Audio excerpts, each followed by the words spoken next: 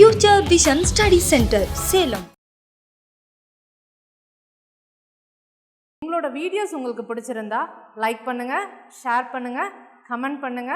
மறந்துடாம சப்ஸ்கிரைப் பண்ணிட்டு கூடவே இருக்க பெல் ஐகானை கிளிக் பண்ணிடுங்க.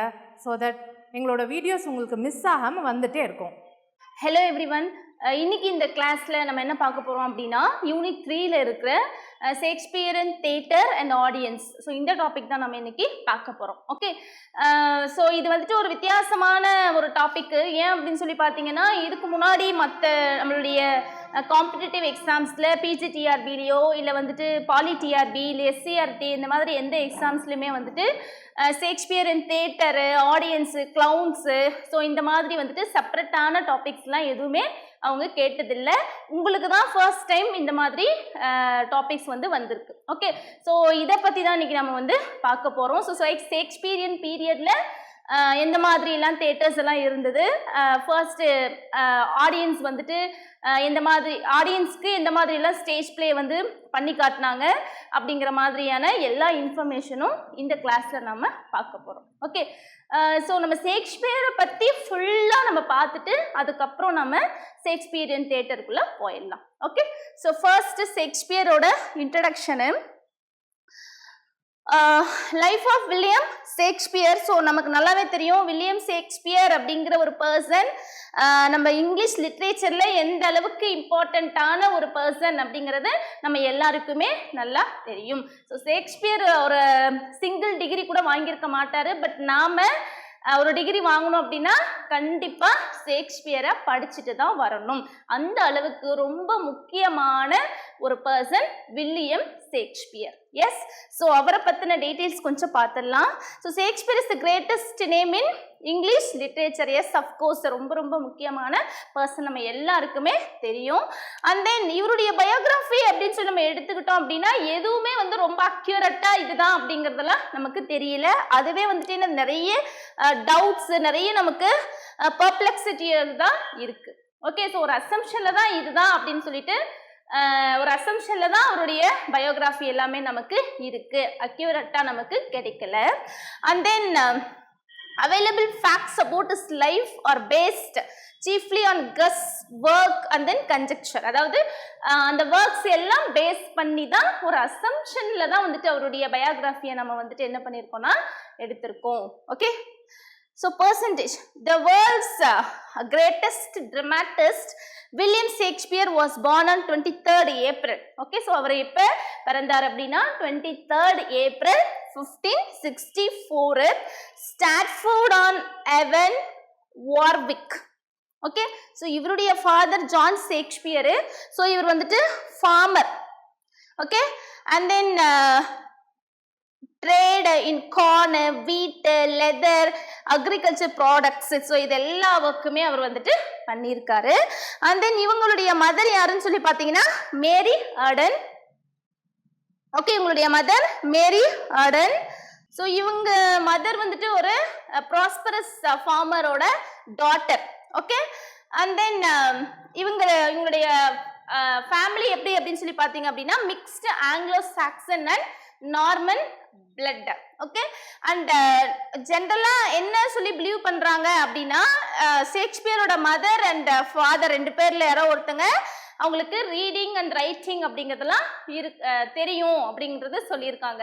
ஓகே, நம்ம நிறைய இடத்துல வந்துட்டு மேரி ஆர்டன் தான் வந்துட்டு அவங்க வந்துட்டு ஒரு என்ன சொல்றது, ஒரு ரிச் ஃபேமிலியை சேர்ந்தவங்க இல்லையா. ஸோ அதனால அவங்களுக்கு இந்த ரைட்டிங்லாம் தெரியும். ஸோ அவங்க மூலமா இன்ஃப்ளூயன்ஸ் ஆன மாதிரிலாம் ஒரு சில புக்ஸ்ல வந்து கொடுத்துருப்பாங்க. ஓகே, ஸோ நம்ம எதையுமே வந்துட்டு ஒவ்வொரு புக்ஸ்ல ஒவ்வொரு மாதிரி இருக்கும். ஸோ எல்லாத்தையும் நம்ம படிச்சு வச்சுக்கணுமே தவிர இதுதான் அப்படின்னு சொல்லிட்டு நம்மளால அக்யூரேட்டா சொல்ல முடியாது. ஓகே, ஸோ இவருடைய ஏர்லி எக்ஸ்பீரியன்ஸ் வந்து பார்த்துருவோம்.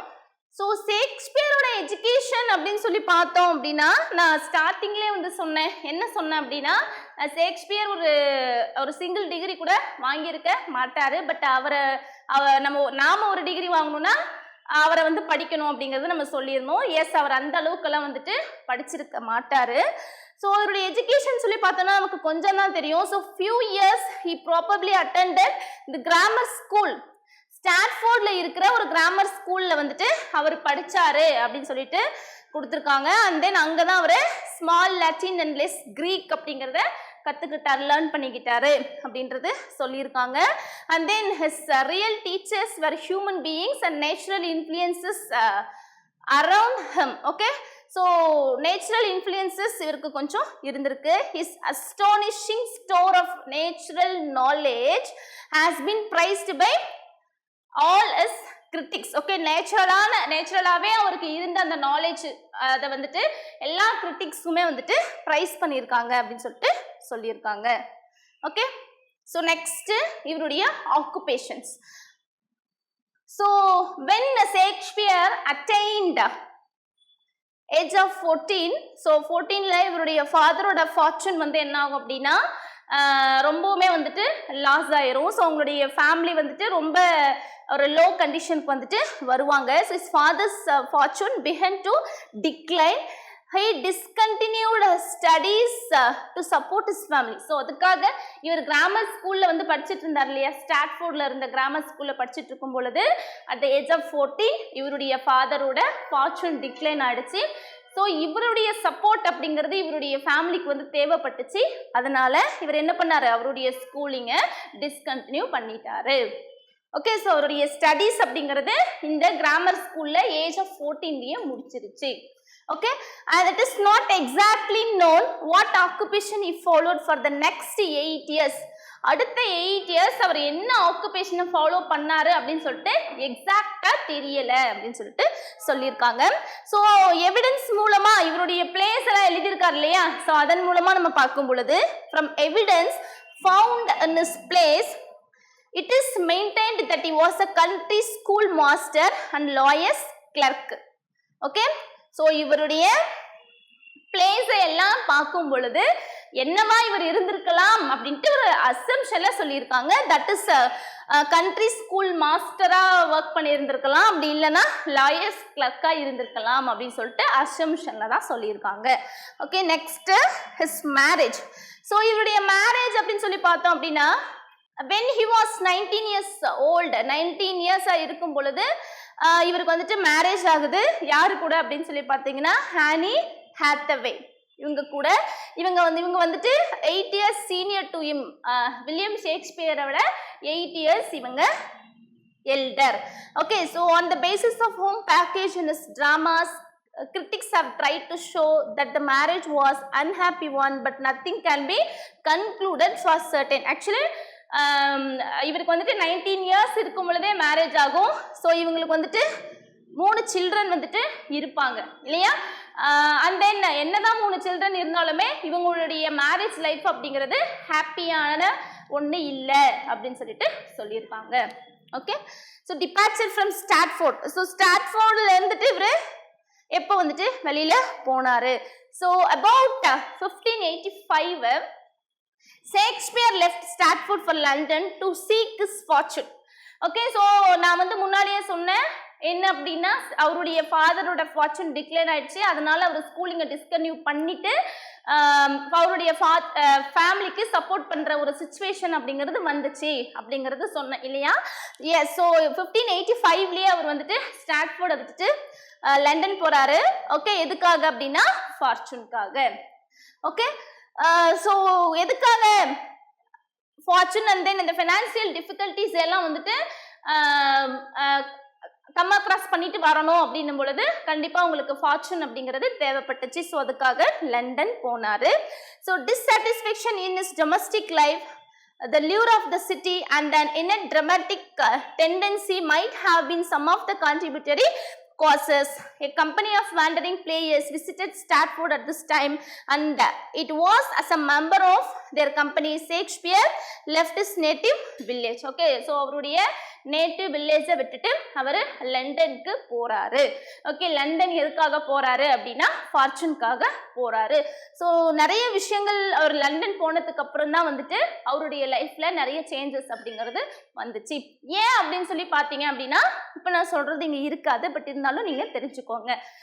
ஷேக்ஸ்பியர் வந்துட்டு ஒரு greatest dramatist and then English லிட்ரேச்சர்ல இம்பார்ட்டண்ட்டான ஒரு பர்சன். ஸோ ஒரு நம்ம கிரேட்டஸ்ட் ட்ராமாட்டிஸ்ட் சொல்றோம் அப்படின்னா அந்த ட்ராமா அப்படிங்கிறத ஷேக்ஸ்பியர் தான் கொண்டு வந்தாரா அப்படின்னு சொல்லிட்டுலாம் நிறைய கொஸ்டின்ஸ் வந்து இருக்கும். ஆக்சுவலி பார்த்தீங்க அப்படின்னா அந்த மாதிரி கிடையாது. ஷேக்ஸ்பியர் லண்டனுக்கு ஃபார்ச்சூனுக்காக தான் வந்தாரே தவிர ஒரு ட்ராமாட்டிஸ்ட் ஆகணும்னோ இல்லை ஒரு ஆக்டர் ஆகணும் இல்லை பெரிய பிஸ்னஸ் மேன் ஆகணும். ஸோ அந்த மாதிரி சரி பிஸ்னஸ் மேன் அப்படி வேண்டாம், லிட்ரரி கரியருக்குள்ள வரணும் அப்படின்னு சொல்லிட்டு அவர் வர கிடையாது. எப்போ ஷேக்ஸ்பியர் லண்டன் வந்தாரோ ஆல்ரெடி லண்டன்ல டிராமா அப்படிங்கிறது ரொம்ப ஃபேமஸா போயிட்டு இருந்துச்சு. ஓகே, யாரு அந்த டிராமாவை ரொம்ப பாப்புலரைஸ் பண்ணிட்டு இருந்தாங்க அப்படின்னா university wits. University wits we know very well 7 members இருக்காங்க இல்லையா. ஸோ அவங்க ஆல்ரெடி லண்டன்ல டிராமாவை ரொம்ப பாப்புலரைஸ் பண்ணிட்டு இருந்தாங்க. ஸோ அப்பதான் இவர் ஃபார்ச்சூனுக்காக வந்தாரு.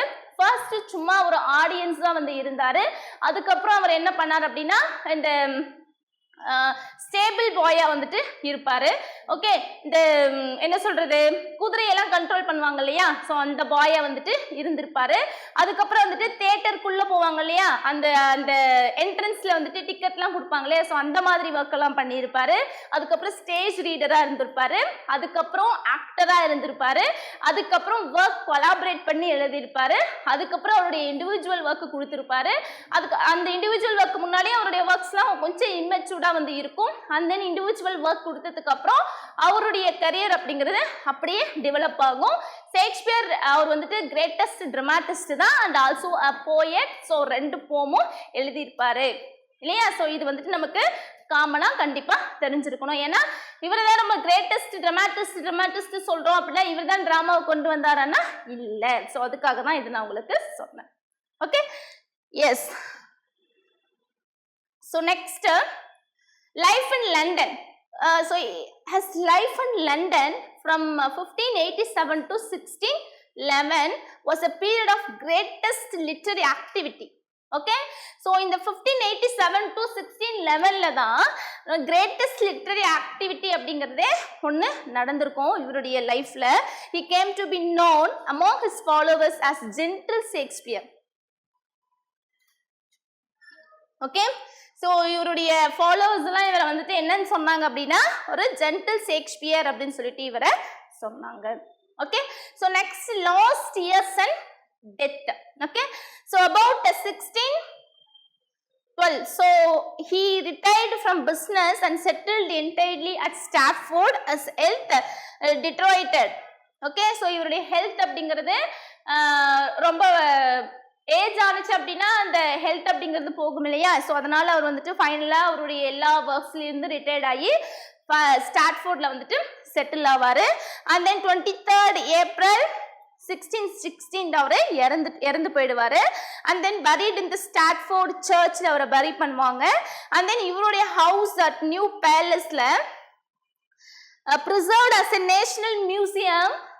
And Stratford on Avon remains the most important place of pilgrimage for all lovers of English literature.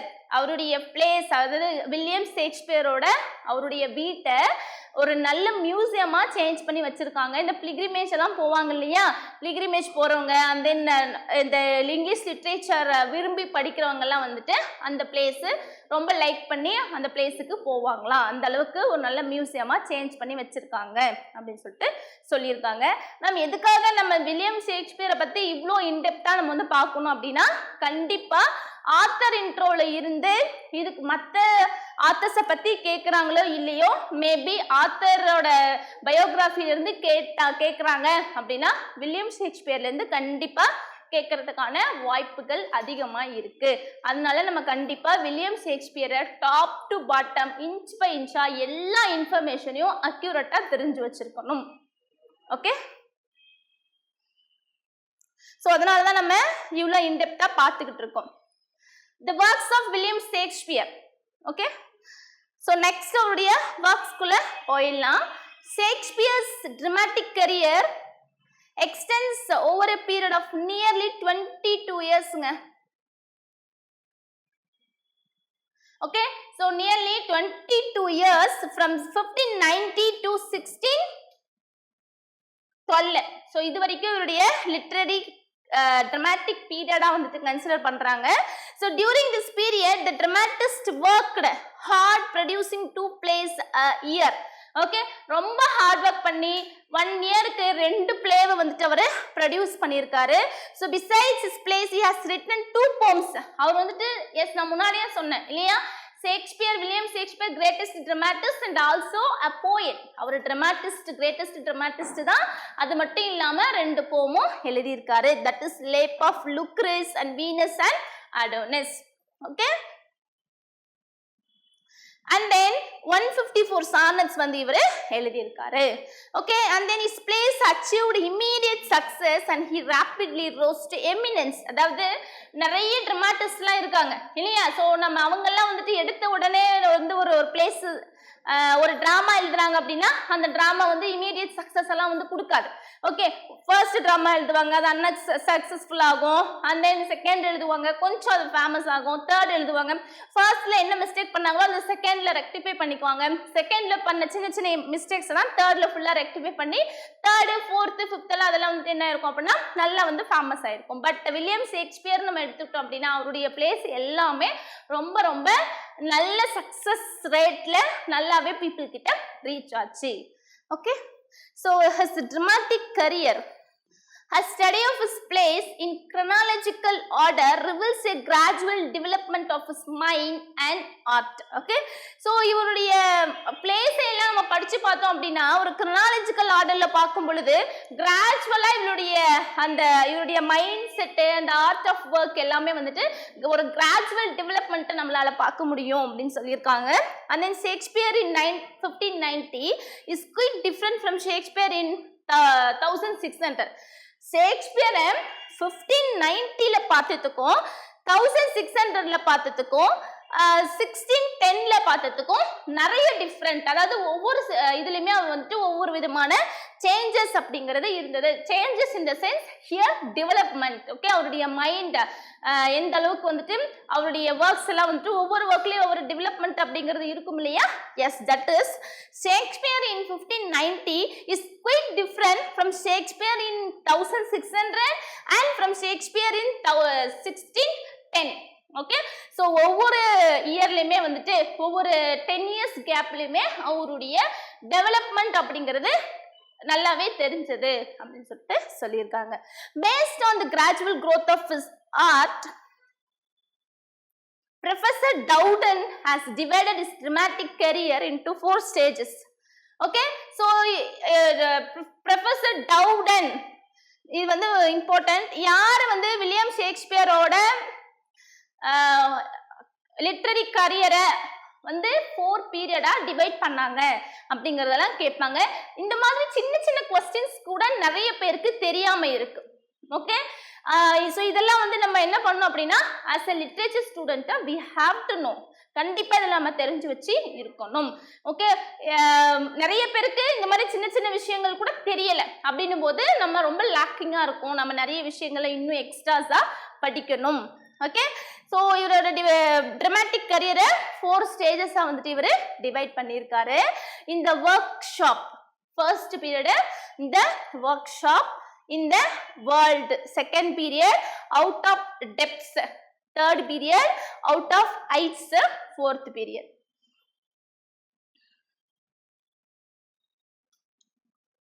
See, each revealing a definite advance over the previous one.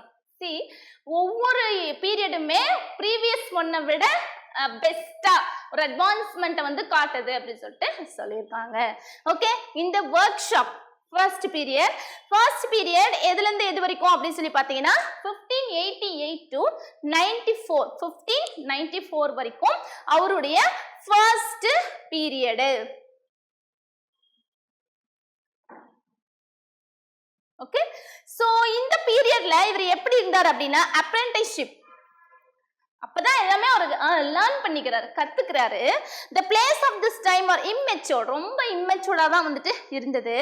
and then superfluity in theme, treatment and then characterization. ஏன்னா அப்பதான் அவர் வந்துட்டு என்ன பண்றாரு அப்படின்னா ஒவ்வொன்னா கத்துக்கிட்டு வராரு. Okay, the works of this period are largely experimental in nature. Commenting on the nature of the works of this period, Professor Dowden observes as follows. See, commenting on the nature of the works of this period, Professor Dowden observes as follows: the works of this period are all marked by the presence of vivacity, cleverness, delight in beauty and quick enjoyment of existence. Okay, so இந்த பீரியட்ல இந்த workshop இந்த first பீரியட்ல ஷேக்ஸ்பியரோட works எல்லாமே வந்துட்டு இம்மேச்சூர்டா தான் வந்து இருந்தது. அண்ட் தென் இந்த ஒர்க்ஸ் வந்துட்டு ப்ரொஃபசர் டவுடன் அந்த nature of the works of this period, இந்த பீரியட்ல அவர் வந்துட்டு இந்த நேச்சர் ஆஃப் த ஒர்க்ஸ் வந்துட்டு ப்ரொஃபசர் டவுடன் அப்சர்வ் பண்ணி என்ன மாதிரி இருந்தது அப்படின்னு சொல்லியிருக்காரு அப்படின்னா, the works of this period, இந்த பீரியட்ல இருந்த ஒர்க்ஸ் எல்லாம் are all marked by the presence of என்னெல்லாம் அதுல இருந்தது அப்படின்னா, vivacity, cleverness, delight in beauty, quick enjoyment of existence அப்படின்னு சொல்லிட்டு சொல்லியிருக்காரு. Okay, so the works of this period consist of early comedies, tragedies and historical plays. The most important of them are, okay, so இந்த பீரியட்ல வந்து ஒரு சில works எல்லாம் வந்துட்டு மென்ஷன் பண்ணியிருக்காங்க. That is the first work, Love's Labour Lost. So Love's Labour Lost, so we know very well இதுதான் இவருடைய first independent work and then original work of Shakespeare. அதுக்கு முன்னாடியும் அவர் எழுதியிருப்பாரு, மத்தவங்க கூட கொலாபரேட் பண்ணி எழுதியிருப்பாரு. ஷேக்ஸ்பியர் இண்டிவிஜுவலா கொடுத்த first work Love's Labour Lost. Okay, so this is important one.